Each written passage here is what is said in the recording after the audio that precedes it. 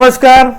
China ને અમેરિકાની લડાઈની વચ્ચે છે ભારત અને પાકિસ્તાનને છે તકલીફ પડી રહી છે કે ભારત અને પાકિસ્તાન વચ્ચે જે તણાવની સ્થિતિ હતી, જે પણ મિશન સુંદર બાદ છે પાકિસ્તાને ભારત પર છે હુમલા કર્યા અને ભારતે છે પાકિસ્તાન પર હુમલા કર્યા અને યુદ્ધ જેવી સ્થિતિ હતી। ચાઇના, અમેરિકા હોય, રશિયા હોય, દરેક દેશો છે ન્યુટ્રલ રહેવાની કોશિશ છે કરી હતી।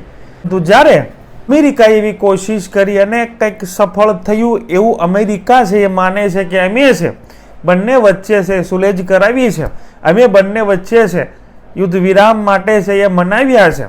જ્યારે બંને વચ્ચે તણાવની સ્થિતિ હતી, યુદ્ધ જેવી સ્થિતિ હતી, ત્યારે ચાઇના છે ન્યુટ્રલ હતું, અમેરિકા પણ ન્યુટ્રલ હતું।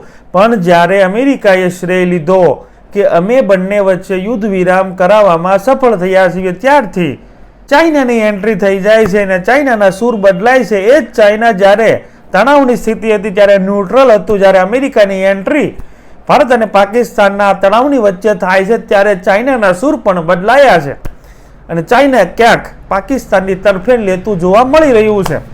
અમેરિકા અને ચાઇનાના જે પણ ટેરિફનો હોર છે ચાલી રહ્યો હતો, એની વચ્ચે હાલ ભારત અને પાકિસ્તાન બંને છે તકલીફમાં મુકાયું છે। કદાચ એવું પણ હોઈ શકે અમેરિકાએ યુદ્ધ વિરામ કરાવ્યું એટલે ચાઇનાએ પ્રેશર કર્યું કે પાકિસ્તાનને કે યુદ્ધ વિરામ છે એ કરવાનું નથી, કેમ કે આ અમેરિકાએ કરાવ્યું છે।